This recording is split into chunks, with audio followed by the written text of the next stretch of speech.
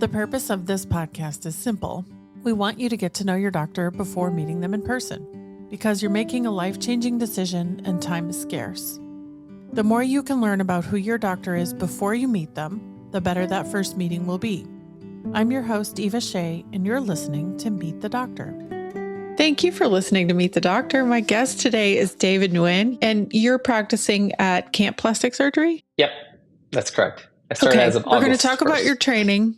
Okay. Everybody always wants to know all the interesting things about school, but let's not start there. Let's start with, why are you at home today? So, great question. I'm in Fort Worth, Texas. So essentially we got kind of a decent amount of the ice from this recent ice storm that we got. I know a lot of people have gotten a lot of snow, and I'm looking in St. Louis is where I did training. There's tons of snow there all the way up to New York City. But here in the DFW area, particularly Fort Worth, is just essentially ice. And so our roads, like my front hasn't, I think the storm hit us on Saturday. It's been Sunday, Monday, Tuesday, and today's Wednesday.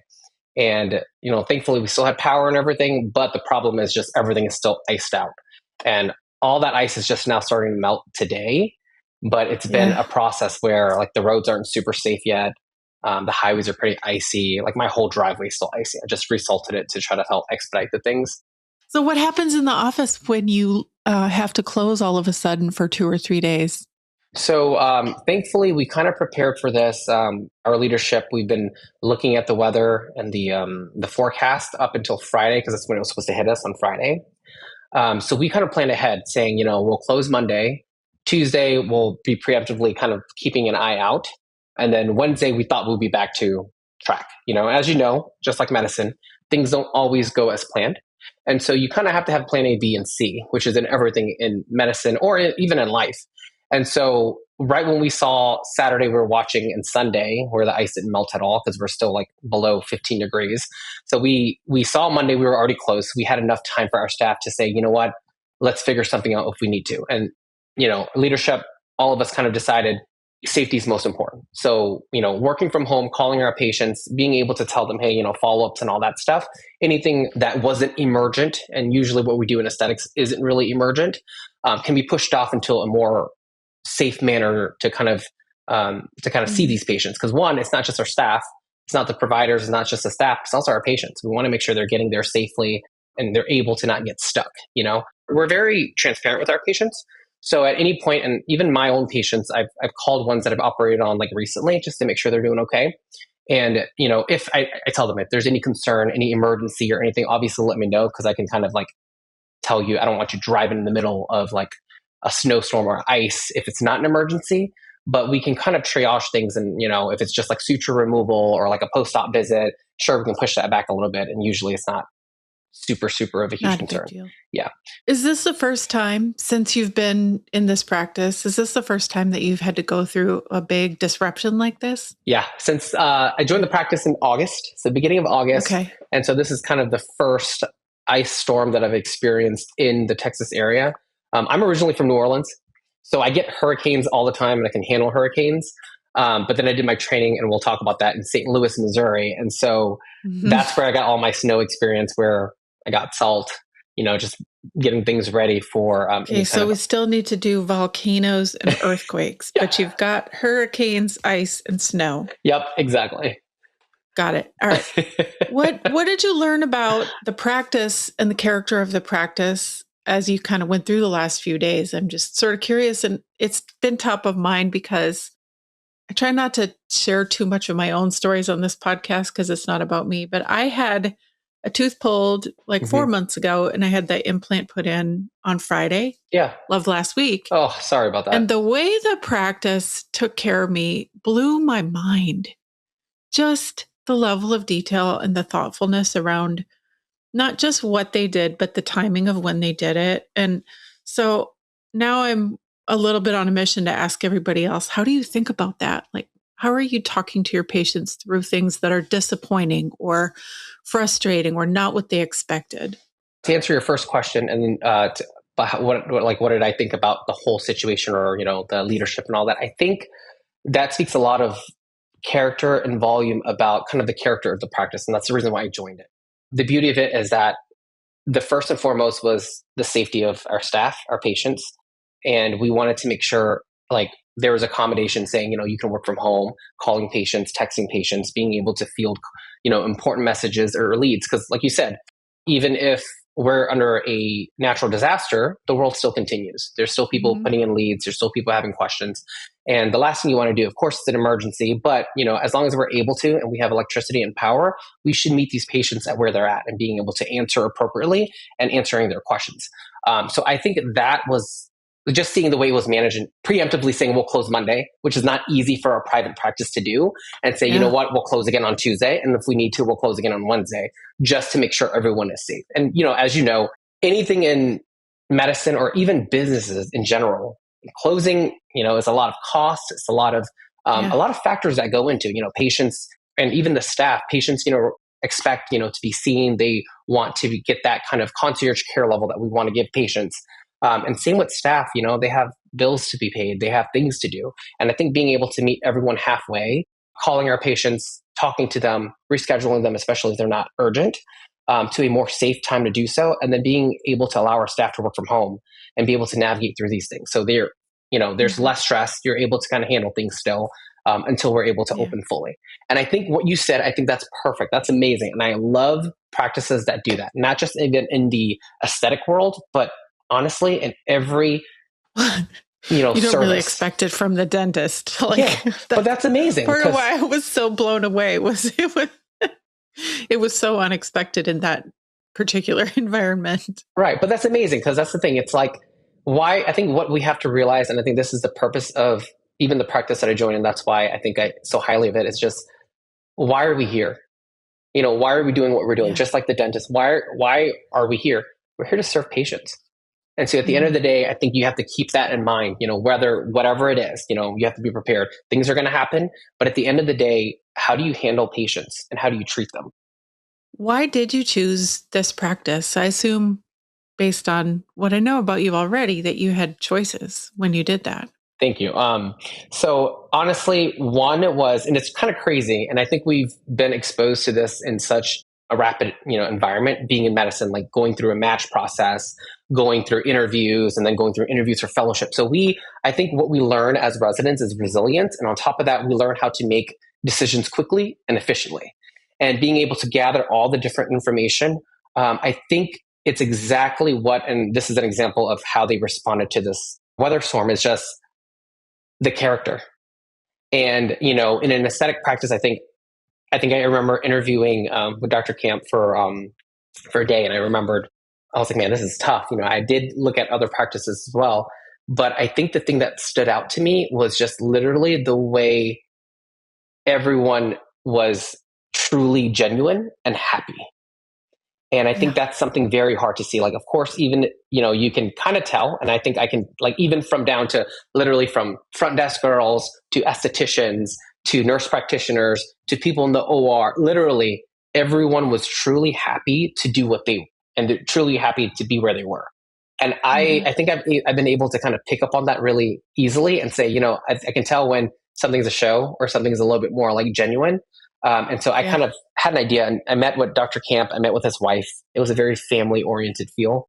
Honestly, they're like really, really good friends with my wife and I now. We had dinner and all that stuff. So I think it was just like character, and the way they just treat everyone truly like family was just literally how I wanted to treat my patients and literally my staff. What led you to aesthetics in the first place? Great question. I think so. Initially, I was one of those medical students that enjoyed every rotation. I liked psychiatry, I liked neurology, I liked OBGYN. So I was like, I love all of this. This is amazing. But then I realized that, to me, I wanted a specialty that was happy medicine in a sense. And so I looked at specialties that were like OBGYN, you're bringing babies in, like what else could be more happy? I looked at, plastic surgery, reconstruction, restoring something to make someone feel more whole. And so I quickly, after, even though I loved everything, I focused more so specialties in quality of life versus quantity of life. Just because I did I did some rotations as a medical student, even residency with like ICU rotations. And, it always gets very controversial with a lot of those things. And to me, I went into medicine to be able to talk to patients and hear about their stories and let them, I want to hear their stories. That's what keeps me going. I narrowed it down to kind of those surgical pathways, OBGYN, and surgery, and specifically plastic surgery. I, at that time, didn't know I wanted to do aesthetics. I was like, reconstruction, I think, is the beauty in it. And I really, really liked both the aesthetic and the reconstructive component. But I think what narrowed it down for me was in residency training, just the small nuances and the breadth and diversity of cases, being able to work with men and women, being able to work from kids all the way to adults, being able to work on every part of the body, head, hands, face, breast, body, even legs, I think is what drew me into plastic surgery and aesthetic surgery. But I think the reason why I chose aesthetic surgery was I found it very, very intellectually challenging and at the same time emotionally challenging. And I think the part of me that, I grew up a little bit back about me was I'm a first generation medical student, first in my family to become a physician, let alone a surgeon. So a lot of growing up, I've experienced, a lot of people from different backgrounds, different lengths and walks of life. And I think that allowed me to kind of get a better understanding of emotional intelligence and being able to meet people where they're at. And I think a lot of that plays to aesthetic surgery. These patients people think are like, there's like kind of a notion or like, oh, aesthetic surgery is for vanity, et cetera, et cetera. But I think that's not true. I think a lot of it is like, you need to be able to educate patients. You need to be able to reach out to them. They're vulnerable. They're a vulnerable population that a lot of people don't really consider as a vulnerable population. But being able to have someone speak how they really feel about themselves in order to kind of align their inner with their outside, I think is a true art. Not just from the surgery itself. Of course, we're surgeons. We love the operation. We love the finesse and the technique. But I think being able to meet the patient where they're at, understanding their goals, understanding their lifestyle, understanding what they want. And I think that has allowed me, I think that was one of the main reasons that I got pulled towards aesthetic surgery was you're not just fixing them physically, or not fixing, I would say like restoring or helping them physically, but you're restoring the connection, the mind, body, and spirit connection that I think was just a beautiful way to kind of practice medicine. And there was no other specialty kind of quite like aesthetic surgery. Where did you grow up? I was born in originally Stockton, California, but I lived there for 2 years and then I moved to New Orleans. So I consider New Orleans my home when I was 2 years old. So I've been to New Orleans, I went to public schools there all the way up until college. I attended college and medical school there as well. It's such a great city. And so were your parents immigrants? Yeah, they were immigrants and they immigrated over after the war. My mom and dad came over in 1975. They had nothing to their name. Literally had 4 kids. My mom left her entire family. She's the only one that came over because I think the rest essentially got captured.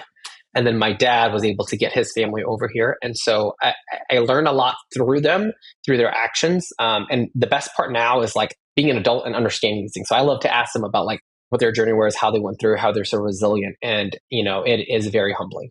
I'll tell you this, honestly, all through the rigors of residency and fellowship and all that, I mean, I never once complained, never once told them until now. I was like, oh yeah, it was kind of tough. And they're like, why? I'm like, because you guys never complained, like you just got to do what you got to do. So I learned a lot from them and I owe a lot to my parents for sure. What can patients expect when they come to see you? A true, genuine consultation and an interaction. My goal is to educate, there's no educate ultimately and to help them make the decision about what they want. I like to align expectations, and I'm very transparent about what can be obtained or achieved with certain surgical results or non-surgical results, what expectations can truly happen during the process. I'm very realistic and transparent about the complications that can happen because I think being transparent, I would want all patients to I treat them essentially kind of like my family. I know everyone says that, but honestly, I think being able to educate and talk to patients, I remembered, a lot of the way I treat patients a lot is how I've always translated for my own parents. When I remember being at the doctor's office, being completely vulnerable, not understanding any speck of all this medical jargon. And I just remembered certain providers that took their time, even though there's a language barrier, to explain to myself, to translate to my parents what it was. And I just took a piece of that with me. Being patient, trying your best to try to do that. And I think that's what I do to all of my patients, regardless, even if we speak the same language, even if they're, there's a cultural language. I do my best to, offer the services that provide translation for them, but ultimately to make them feel heard. I think we're in a environment a lot, especially in medicine, where it's like churning, and it's like all about efficiency, time. They made it into a little bit more of a difficult, more business aspect of medicine, and I think there's a way to do it efficiently, but at the same time, just being present with patients, because they're going through a lot of things and you don't know why. And especially in aesthetic surgery, it is hard to go in front of someone, stand in front of a mirror, be vulnerable and say, this is what I'm bothered by. And I've always thought about this. And I think being emotionally aware and emotionally intelligent about, meeting patients where they're at, I think I want to just portray to them that my ultimate goal is to make you feel comfortable. I don't think there's any dumb questions. And I tell all my patients this. I'm like, I promise you, there's no dumb questions. Interrupt me at any point if you feel like you have a question, just because I want it to be more of an interaction instead of a, me lecturing you kind of thing. And so I think ultimately what patients can expect is transparency. I want it to be an authentic interaction with patients. And ultimately, I think the main thing, as with every consultation, is education. It sounded like you were saying that when you were a kid, you had to translate from Vietnamese to English for your parents at the doctor. Is that what you were doing? Plenty of times. Yep. Plenty of times. Everywhere? I mean, at the doctor, but everywhere that you went. Was that one of your jobs in your family? Yeah. I mean, it was all of us. I can't say I'm the youngest of four. So it was a lot of my brothers and sisters. They were older, so they kind of entered the workforce a little bit earlier. My dad did speak some English. He had a better foundation of English. He had an associate's degree over here. But my mom, her highest level was in high school over in Vietnam.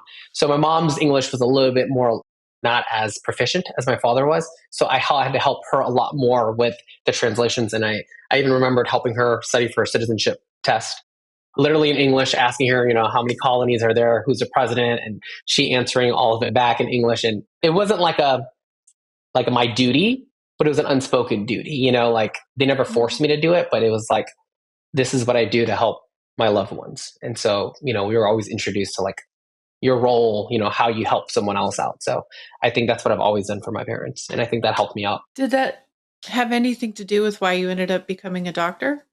It's funny enough, but yes. So a lot of it was when my parents, I just remembered like my aunts, my uncles, when they passed away. My grandparents passed away on my mom's side at an early age, and no one really understood why. My mom's just said, oh, heart issues. And then her sister, my aunt in Vietnam, passed away. So we never got to meet my mom's side of the family. And so I just remember her being like devastated and heartbroken. And my mom is like a tough cookie. Never seen her cry. Like, I've never seen her cry. I thought she was going to cry during my wedding. She still didn't. And so like literally the only time she's cried was like the death of her sister. And I just remember that affecting me a lot. And no one understood. Everyone just said, oh, it was a heart issue. And I was like, what part of the heart? And I wanted to be like, was it a valve issue? Was it congestive heart? Like, I didn't know. And it was just all of these medical terminologies that I loved languages growing up. Vietnamese, English. At some point I could have kept up with Spanish, but I just loved languages. And to me, I think medicine at some point was another language, like using all these different words to like be specific. And I was like, oh, this is interesting. So I love medical terminology, medical jargon. And it's funny enough, because when you said that, like, is this why you led to medicine? I remember telling my dad, and this was actually part of my personal statement to medical school, was like, I wanted to be a doctor growing up. I remember telling him when I was like 5 years old or 6 years old in kindergarten. And he told me, he was like, son, it's not going to happen. You got to pick something else.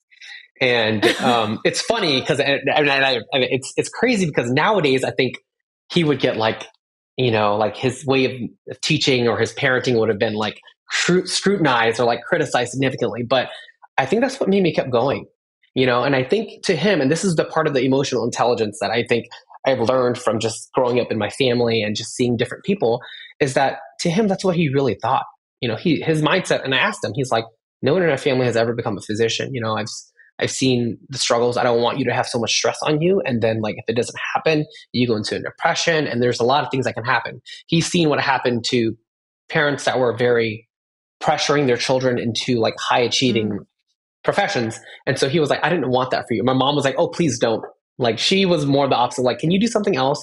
She was like, I just want you to have, like, we've already had a tough life, and I want you to have a good life, just because I know medicine, you have to put your patients above you. It's part of the Hippocratic Oath. And Were they tricking you? Do you ever I think think that they so. were I think reverse psychologying my you? dad tricked me. My mom now was just like, she still tells me, she's like, I'm happy where you're at, but she's like, you're happy. So you love what you do. So she's not mad about it, but she's always been like in residency when she's never like, I moved away for residency. And I think that was like, she cried during match day, even though I matched her into an integrated plastic surgery residency. She like bawled out because she was like, oh my God, you're leaving the nest. It's going to be hard, whatever. But like, I told my dad and I was like, was it tough love? And he was like, sort of. I just wanted to see what you can do. And so when I look back at it, I didn't see it as like, oh, they're, and I realized that this doesn't work on every child, obviously. But to me, I figured it was more of like a protection for me. But I was always thinking like, what if, like, okay, I got this A, great. What if, Yeah. and I think that's what also made me put like, I was very cautious in what I did. And so I always had plan A, B, and C. I think, just having parents, first generation or immigrant parents, I think that's what you got to do. So I've always had plan A, B, and C. And so I think there was a part of me that was always, striving, like, what if I could get that? But always being aware, like, realistically, I also might not get it. And so I have to be reasonable and realistic about things. So I think that definitely shaped me to who I am today and how I honestly practice with patients. I'm sure it was easy all the way through too. You just like sailed on. I don't know about that. Were there any roadblocks in there that made you double down and like work even harder? So I think the main thing was residency, and that's what it's supposed to do. It's supposed to teach you, it's supposed to humble you, it's supposed to knock you down, and it's supposed to kind of, make sure you are able to work through anything sleep deprived with all the obstacles just so that you can, handle patients. And so I think that was probably the toughest period. And then like moving across the country, finding a job, doing all these things. It's a pretty steep time period, but at the end of the day, I think I would say the hardest part was residency, but I would not have it. I mean, I see why doctors have to go through it. Would I want to do it again? Absolutely not. But would I choose it for my plastic surgery and where I'm at now? Yes. It's just a necessary evil, if you will. Did you have a fellowship year? Where was that? So after the 6-year integrated plastic surgery residency at St. Louis University. Only six. It's actually shorter, it's 6 thrown in, integrated. It's funny because it's like one of the only specialties that I think it's technically still shorter. It's like long, but it's shorter than neurosurgery, which is 7. But I'm like, man. So 6 years of plastic surgery integrated where you do full comprehensive plastics. I then did a fellowship. I decided to do an aesthetic fellowship to focus on purely aesthetic surgery for an entire year from head to toe. In Houston, Texas. So still in Texas at ECPS. It's like an acronym for like the Aesthetic Center for Plastic Surgery. And it's a huge group of like, now there are 9 surgeons, but I learned from all of them.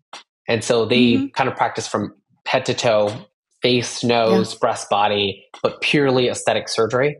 And so that's where... Well, you got to live in Houston, which has the best restaurants on the planet and the best Vietnamese restaurants. Their food is so good. Their Vietnamese food is really good. I'll tell you this. Since I moved to Fort Worth, we had to cook a lot more Vietnamese food. But it's still here, One of my girlfriends married a Vietnamese man, and he used to take us to the restaurants that we weren't allowed to go to.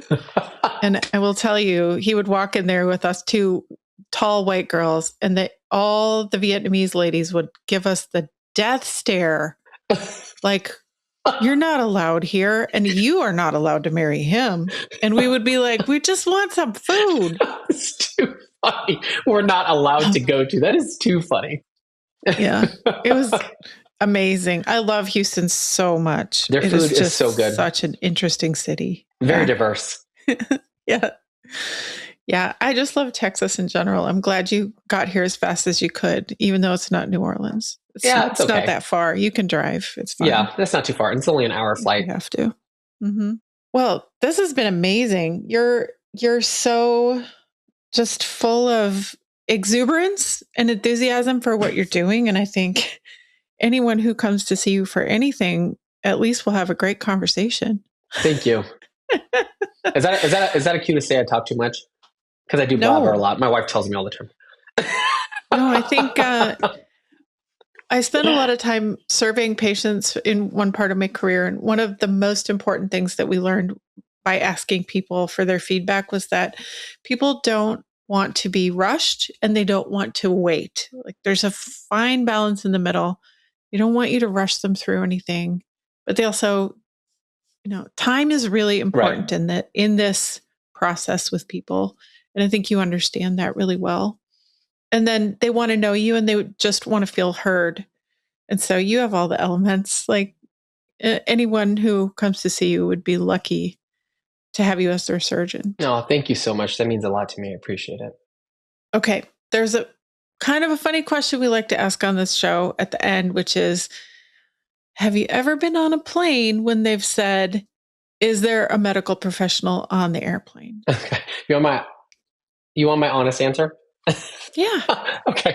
So here's the thing. My wife tells me if I had a secret power, it would be being able to go to sleep anywhere at any time. And I think it's just probably from chronic like sleep deprivation. But I usually fall asleep right on the airplanes.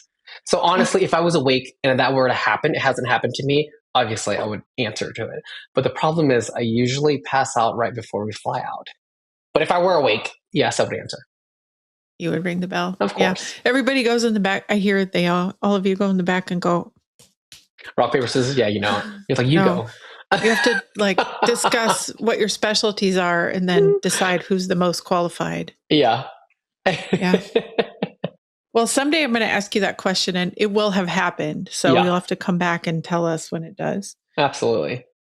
If someone's listening, they've made it to the end of this episode and they want to know how to reach you or come see you in person, where should they do that? So there's a couple of different ways. One is Instagram. That's social media, like we just talked about, necessary evil. But using it for education purposes is great. And then using it for contact, such as this one, I think is a great way to do it. I usually put our office number after every post I do. And I think I also even include it, if not into my bio. But if not, I usually post it on every post that I do. So you can always call the number. You can always direct message me. I handle my own Instagram, obviously. So I can also forward the message to Allie, who's our patient coordinator, to kind of contact you if need be. There's also leads that you can do online if you go to the Camp Plastic Surgery website and then, submit a lead and ask for me or reach out to me. That's completely also an easy way to do it. But those are kind of the main ways to kind of reach out to me. I think the easiest way is to just call the office. And then I think Dr. Nguyen Plastic Surgery in Fort Worth, that's pretty much specific. We'll put all the links in the show notes and make you very easy to find. Thank you so much. Thank you. Thank you for the time today. I appreciate you. There's no substitute for an in-person appointment, but we hope this comes close. If you're considering making an appointment or are on your way to meet this doctor, be sure to let them know you heard them on the Meet the Doctor podcast. Check the show notes for links, including the doctor's website and Instagram, to learn more. Are you a doctor or do you know a doctor who'd like to be on the Meet the Doctor podcast? Book your free recording session at meetthedoctorpodcast.com. Meet the Doctor is made with love in Austin, Texas, and is a production of The Axis, TheAxis.io.